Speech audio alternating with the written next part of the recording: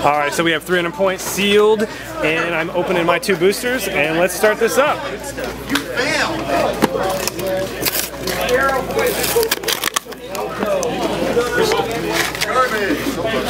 Yeah. Century Taskmaster, that's really good. I needed that figure for my collection.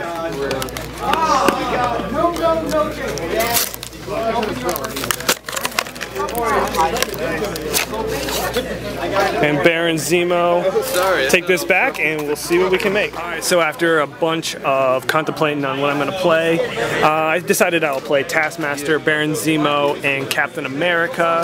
I had Max Fury, Sentinel, Sentry. Sentry is really good, but I just don't really like playing one-man armies, and I think he's vulnerable to too many things, so I'm not going to play him.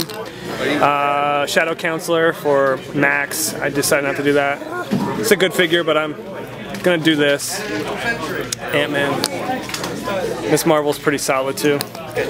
So we're gonna give this a shot. I like to play with more than one figure, and this will be fun since these are all new figures to be playing with. Alright, so we will see how it goes. So I'm gonna recap Infinity Gauntlet 7. This is the team that I pulled, and I want to give you guys a little bit of an update on how this team did. I actually went 2-1, and I lost to a Kang and Doom duo figure, and I got them all the way down to their middle stop click where they get to you get to choose to be either Kang or Doom, and at that point I was not able to get past them. But other than that, this team did really well.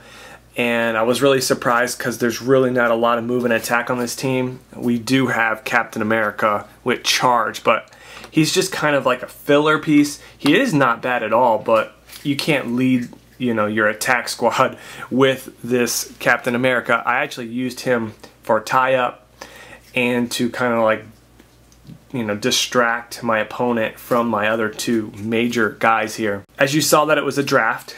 So probably would not have put Captain America on this team if it wasn't that. But let's get into how this team is played if you don't know already. Baron Zemo is just simply incredible for 100 points. He's got the Masters of Evil team ability. He has stealth. He has willpower.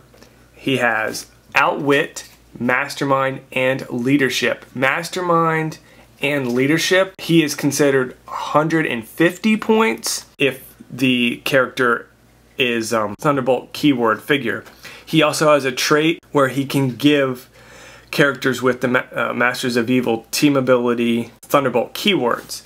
And there's other things he can do, but basically, you know, there's a select few people that he can actually give Thunderbolts to actually add theme teams. And then, so that's really nasty. This is a key staple in Masters of Evil Thunderbolt teams from here on out. Hawkeye is also a Thunderbolts figure too, so that's something to consider. Then we have Taskmaster. Now this figure is simply incredible as well. He has stealth, 11 attack, invulnerability at 18 defense, 3 damage, with a special, enhancement, and leadership. When he succeeds on a roll for leadership, adjacent friendly characters modify their attack and range by +1. So if you are following me on this team, Taskmaster is 139 points. He is the highest, you know, cost and figure on this team. So when he rolls leadership, he can take tokens off of either one of these figures. Okay, so that's really awesome. Then you have Baron Zemo. When he rolls leadership, he's considered 150. So at that point when he rolls leadership, he is the highest point on the team. So when he rolls, if he succeeds, he also can take tokens off of Taskmaster.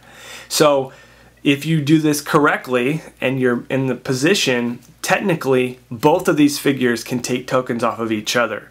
So it's really nasty. Taskmaster is a wild card, so he can copy Masters of Evil, and Masters of Evil will let you attack even if you have 2 tokens.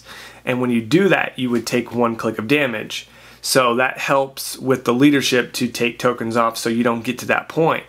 So that's something really awesome, and the synergy that these 2 figures have is just incredible. He also has a trait which is what makes this figure so amazing. Give Taskmaster a free action, choose a standard power by an opposing character within 8 squares and line of fire, and with 1 or more action tokens. Taskmaster can use that power until the end of your turn. So if your opponent is within 8 squares and you have line of sight on him, and on his turn he gave him that figure 8 action token, then you can steal one of his powers, a standard power. So that is really, really awesome, especially if you're going against someone that has hypersonic or anything that would just be deadly if you were able to steal. And that's another thing that you want to consider with this team.